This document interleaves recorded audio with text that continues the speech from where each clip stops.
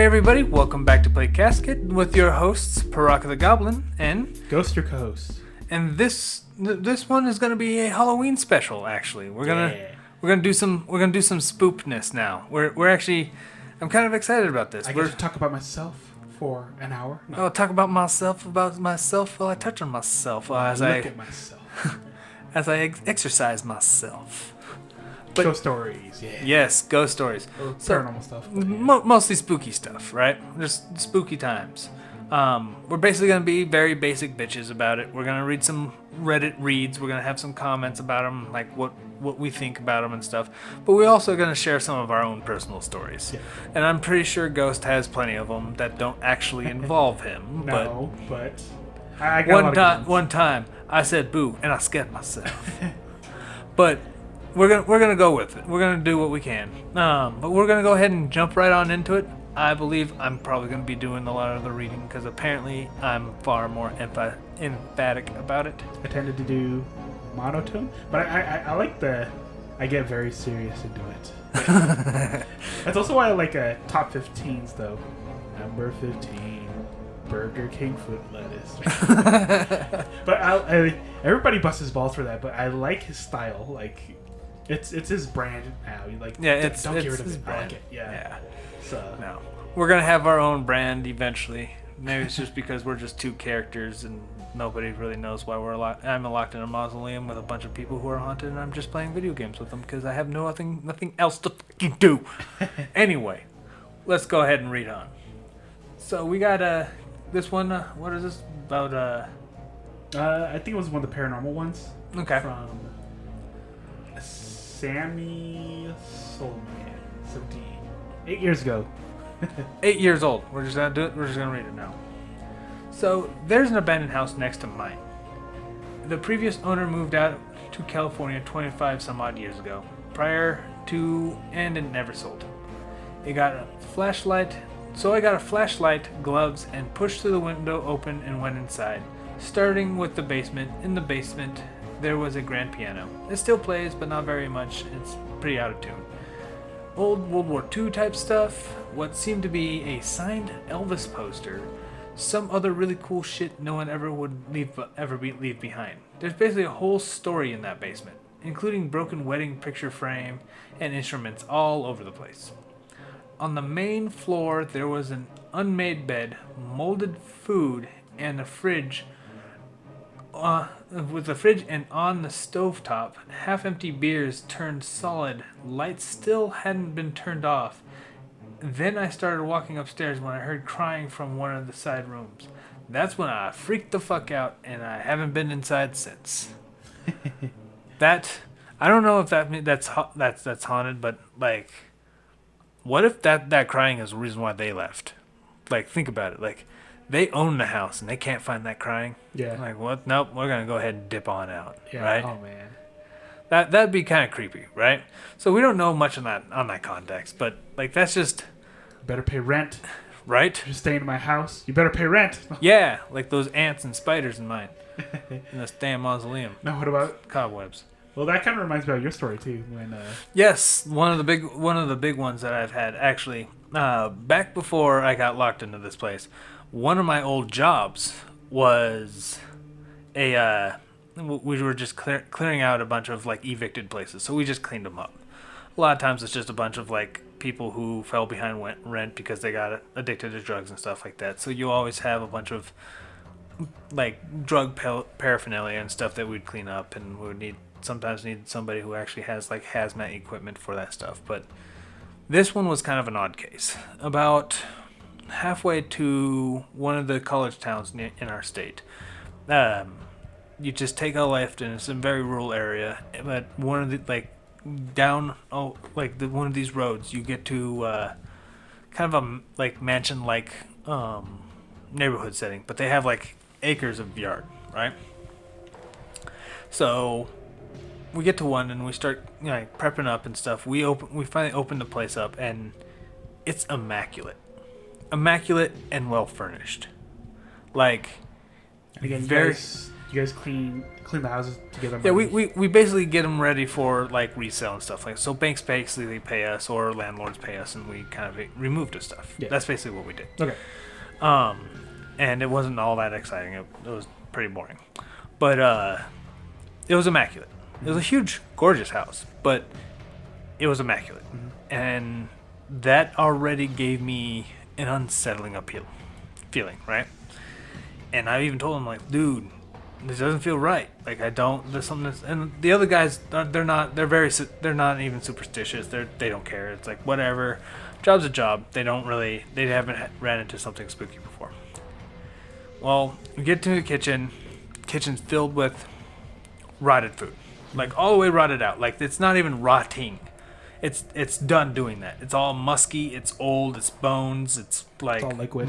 It's not even liquid anymore. It's just this like film on plates and stuff like that. Like it's done. It's Yeah. done doing the thing it was doing. And I was like, look, you know, I remember you said it looked like people just up and left yeah. right there. it literally like I started getting that feeling like they just left, like they planned on coming back, and they didn't. And like more of that kind of cemented into my theory because when you go to the two children's like rooms, their beds were made and there was clothes folded in the dressers. You didn't take any clothes. Like there was nothing missing from these places. Like there was nothing, like no key radios or something like that. There was no TVs in this place. There's no places for TVs. But there was like nothing that you would just take and run with that was there. Like nothing. Right? And there's no like none of the clothes left or anything like that. It's just gone. Like it was just gone. Like they were gonna come back, but they just upped and disappeared. Something happened to them. So I was telling them like, dude, it's not going on. So I get into, they finally like had it with my kind of superstition, like paranoia, and like they just wanted me to just go upstairs, start cleaning the master bedrooms and the offices and stuff like that. Yeah, it was just you and one guy, right? It wasn't a team. No, it was just one other guy, Okay. and they were gonna have other people there. Oh, okay. And when I'm saying they, I mean the company itself. Yeah, basically. okay. Basically, this guy's basically one of the head honchos at the place. So they, as in big man, corporate, business nonsense.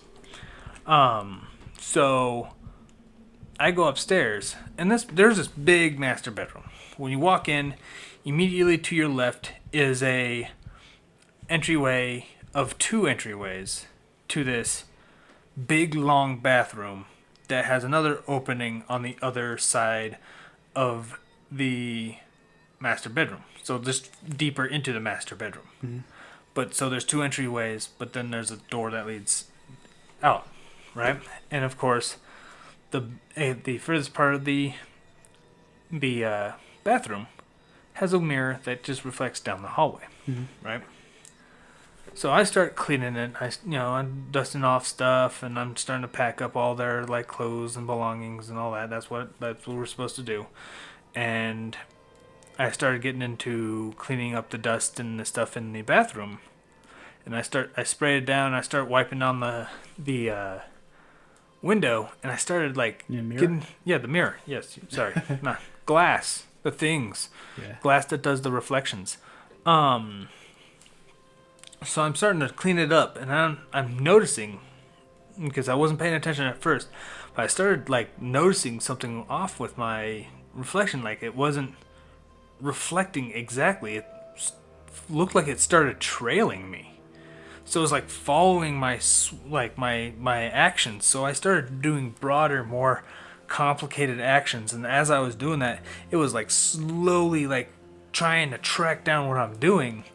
And then when I was doing these pattern zigzags, and then instead of zigging, I zagged a bit more, and the other, like my reflection, continued to zag, and so we were not reflecting exactly what we were. Yeah. And I made eye contact with myself apparently, and then I just noped on out. I literally dropped everything, and I went downstairs, and I stormed out. And the guy came after me. He's like, "What the hell's going on?" I'm like, and I explained what's going on. Didn't believe me one bit. And he's like, "You know what? At least get the stuff, because I don't want to deal with you." And I told him no. I wasn't going to do it. So he was very upset. So he decided to go up and get it himself. As he was getting all the equipment up and kind of packed in together, he looks in the mirror and sees me standing in the hallway just watching him. So he's pissed. He turns around and he's going to talk me down, and then he doesn't see me, but he hears a faint door slam. Down the hallway, he looks out the window, and it was me literally opening up a door and getting my Game Boy Advance at the time and just playing. And that's when he was like, you know what? I'm going to reconsider coming back here on another time. Yeah. He came in, he came downstairs, he came down, he came out, locked the door, came into the truck, and we just took off, and he wouldn't mention anything to me until later. It was probably the freakiest thing I've had an experience with. And of course, my personal story is obviously one of the biggest ones I've had right out the gate. It was really one of the crazier ones I've done. Oh man. I don't know if I have anything that could top that. Oh no, we've had I'm sure that you've had some small ones and stuff, but that one's definitely takes the cake. Yeah. Well, I remember there was one. Okay, one I could think of was over at NDK, our conventions we had. We were talking about ghost stories, and this one girl, she was talking about how her uncle was a designated driver, and he drove his friend's car, he dropped him off, and he only lived maybe a block away, so he starts walking home at 2 in the morning, 3 in the morning, or whatever, and under this light, he sees this girl sitting on the ground, and he thought it was a little strange to see somebody sitting on the ground in the middle of the night. So he asks her, what are you doing? Is everything okay? And she says, oh, I just need help walking. Can you take me over to that bridge right over there? Which is, a couple, just 100 yards away. It's a trap. Yeah. So he's like, oh, no big deal. She's pretty. I could do this. So he picks her up. She's pretty. I can overcome any obstacle. Yeah. So he picks her up, and he picks her up and walks her over to the bridge, and he gets a quarter of the way through, and he drops her. Well, it reveals her legs, and her legs were backwards. So he freaks out, and he steps back, and he was just thinking what is this? So she says, just a little bit further and you would have been mine, and she disappears right in front of him, just on the spot. And he ran home from there, but that's freaking terrifying. And the only thing I think of was the bridge represented something like crossing over. So if he would have crossed over, yeah, he probably could have fallen off to his death or something like that. Fallen off into the other side, yeah. So that was super scary. I was like, man, that's a good one. That was definitely a good one. And then, of course, we go back to the Reddits. This one apparently was, I guess, posted just recently. So we're going to go ahead and read one of those. See? Mixing it up. By Time frame. 2 Rio 2. 11 minutes ago. All right. Wow. The repeating nature of this one reminds me of one weird story back when I was in high school. It was a summer and my dad's birthday, so we drove to a casino 2 hours away to watch a boxing match with my uncle. It finishes and we drive back the same night. We're nearing the canyon. We're pirates now. Nearing a canyon with no phone reception. So we call my mom, tell her we'll be home in about soon. It usually takes about 30 minutes with no traffic. And so it's around midnight. So we enter the canyon. We're all pretty tired. To keep us talking, we start telling ghost stories. Most of them creepy. This goes on for a little while. And it feels like time's kind of passing in a haze. We pass the butte in the canyon, and suddenly I get deja vu. I'm convinced we already passed that before. All of us have driven this canyon 100 times and know the layout. We keep talking, and then we pass the same butte again. This time, I pointed out to my dad and uncle noticed this time. It's 1 a.m. We're still not home. So we all start to get freaked out. We stop talking and just watch the road slowly pass by. And now that we're paying attention time seems to catch up. We exit the canyon around 1:15 a.m. Call my mom, who is freaked out she hadn't heard from us. We still to this day have no idea where that extra 45 minutes or so went. Aliens. That's actually what's funny is when you said that there was actually another story I remember hearing. I'm not sure if somebody read it off Reddit or something like that about time travel and alien technology, and these guys were driving down a highway of some kind, right? And they hear a flash, and some car from a flash. Well, hear a flash. They hear a boom and see a flash. Okay. And suddenly this car blazes past them, and it's just like old 1930s 1950s car, and so they like catch up and they see her, just this woman in this car, terrified, right?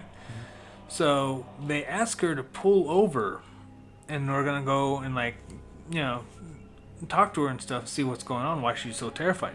She pulls over and they pass her up and then pull over in front of her. As they get out of the car and turn around, she's not there. Like, the car and everything is gone. Oh, jeez. Yeah. Like, there's tire tracks showing that somebody pulled off, but there was no one driving past them. There's no one to be seen as far as any car goes. And this was, like, in the desert, so it's not like somebody can just disappear over the horizon that quickly. So they don't know what to say about that. But that was just a short story that this kind of reminds me about. Okay. Another one I remember was Real Ghost Stories Online. Maybe it was Real Ghost Stories Online, or is it Lex Walls? But it was one of those Celtic fairies that are very mischievous, and Fae. Yeah, or Fae. There we go. That you shouldn't really mess with them. I think they said if you go into this, like they were driving into the woods, and it's about a 30-minute drive to go through, and it's a straight path too, so there's no way they could have messed it up. So they're driving, and then I think like her dad didn't really believe this stuff, so he started mocking them, and she said, "Don't do that." So they drive for 30 minutes. They're still not out of the woods. They drive for 40 minutes. They're not out of the woods. They start to get a little worried. They're about catching on now. Yeah. So they stopped and they try to figure out what to do, because like we didn't get lost because this is a straight path. So what they had to do was the dad had to apologize, and then she also said you have to flip your coat inside out, and they all flipped their coats inside out, and they drove for a couple more minutes and they got out of there. Plot twist, that's actually just how deep the forest actually was. I know. They were only a couple minutes out and they started freaking out. Yeah. Yeah, that, like, because of that, there's psychology that suggests that sometimes you do freak out to a point where you're at that precipice before you actually finally pull through and stuff too. So there's stuff like that may have just happened to them. Yeah. Right? So there's that type of thing. Want to hear my really long one? This one's kind of long, but yeah. Oh, sure. Okay. We got time. We got wonderful amount of time. But this was what was one of the best coast to coast ones I remember. I wish I could find this because this was on Reddit, and I didn't save it, and I can't find it now. Our fondest memories are the ones we read off of Reddit and we didn't actually record. I know. It's so painful. But this one just ingrained in my mind.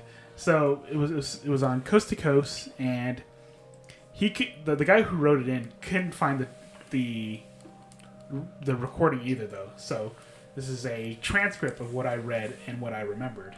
So, but he called into Coast to Coast about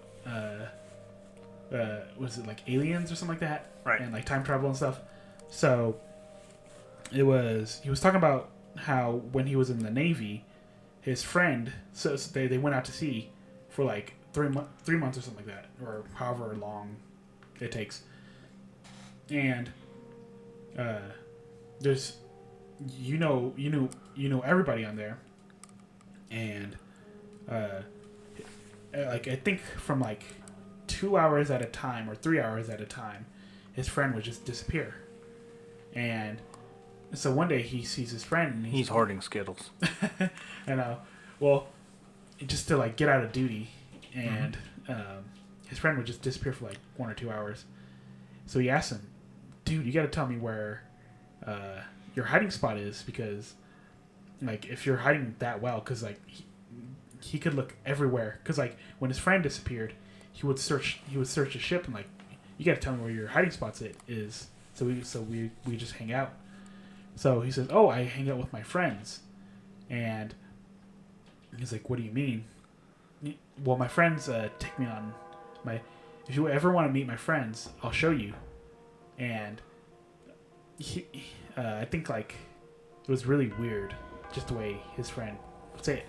So, like, this is already sketch, but go on. Yeah. So he's like, "So tomorrow at this time, I'll have my friends come and take you away." So he's like, "Yeah, sure, whatever." So the next day, around 3 p.m, he feels just so tired. He's like, "All right, I gotta take a nap." So he takes a nap, and he wakes up, and he notices that everything, like he says, time just kind of stopped because everybody disappeared, and he noticed that everything had like a weird. The NPCs haven't loaded in yet. He says everything has a weird olive lighting to it, and so he walks around. He walks around the ship, and something told him to get on deck. Like, I guess where the top of the ship. I don't know what the word is, but so he gets on top, and he sees his friend with an alien, I guess. And he says, "Oh, I'm glad you can meet them now." So they beam them on board, and these aliens show him everything. And he said they showed him, they showed him when he was going to be born, or they showed him being born. They showed him who he's going to marry. They showed him his life, his death, his kids. They showed him how the world was going to end. They showed straight him, up some game genie shit. Yeah, right it's there. freaking crazy. And he said they showed me things I did not want to see. I was like, "Oh, Jesus Christ!" Like, and then after they told him everything, they took him and his buddy back onto the ship, and then he walks back onto his bed, and as soon as his head hits his pillow, he wakes up in a puddle of his sweat. And he said, like, ever since then, my friend was like, "Oh, so next time you should come meet my buddies again."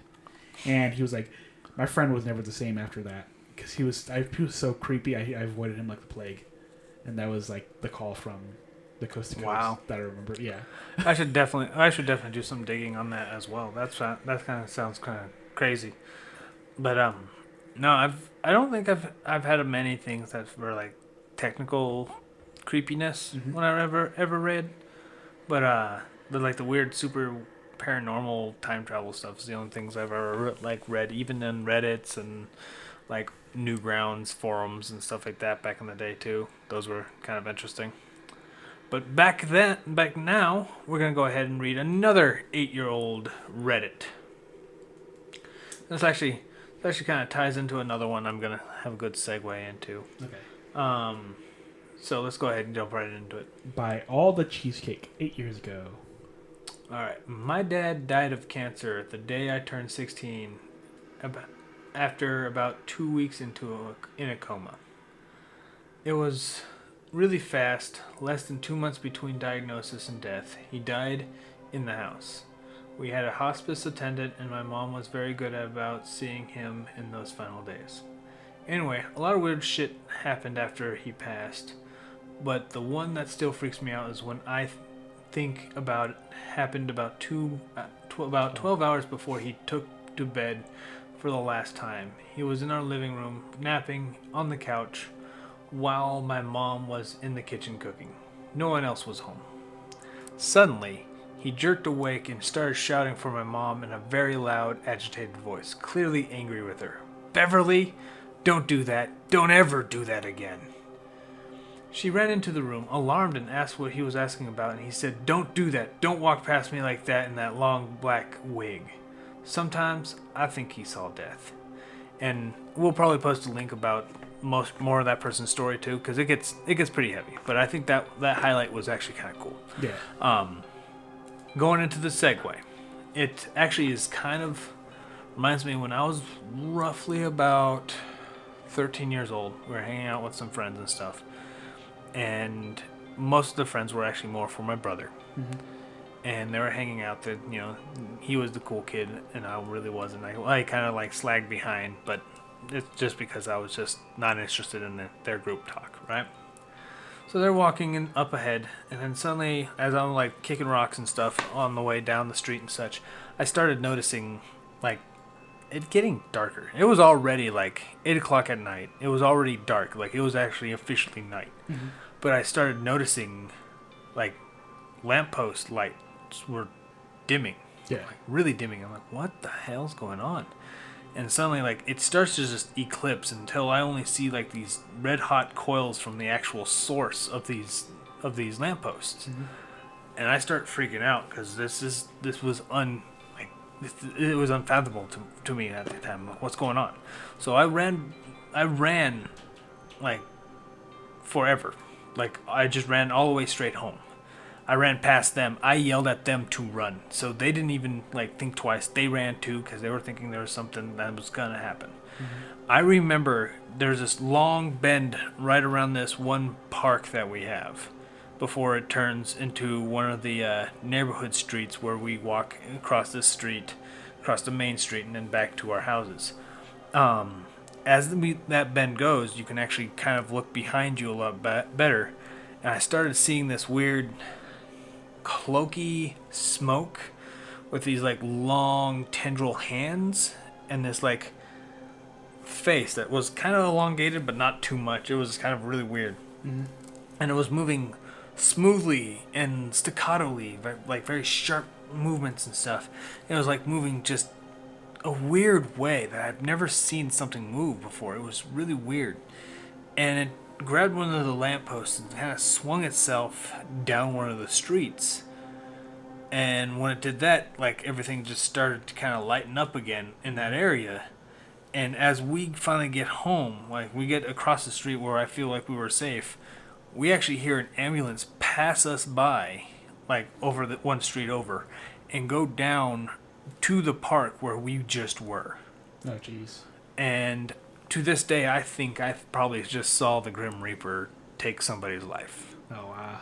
Like it was one of the craziest ones I've had. It was pretty deep. And you? I don't have any Grim Reaper ones.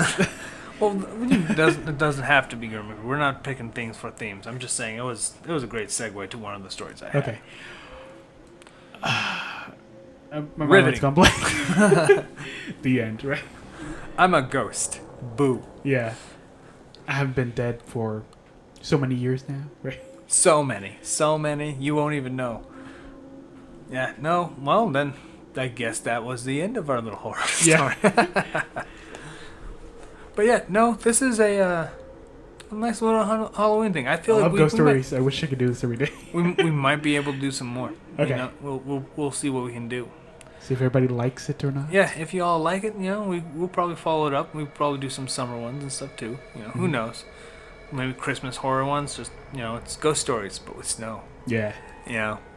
But thank you all for listening, and if you like what we have, go ahead and feel free to share it, and we will see you on the other side. Hey everyone, this is Paraka and Ghost. I would like to say thank you for listening to our podcast. If you like our content, give us a thumbs up, subscribe, and share our video with your friends. You can also follow and support us on other social media such as Minds and Rumble. Links in the description below.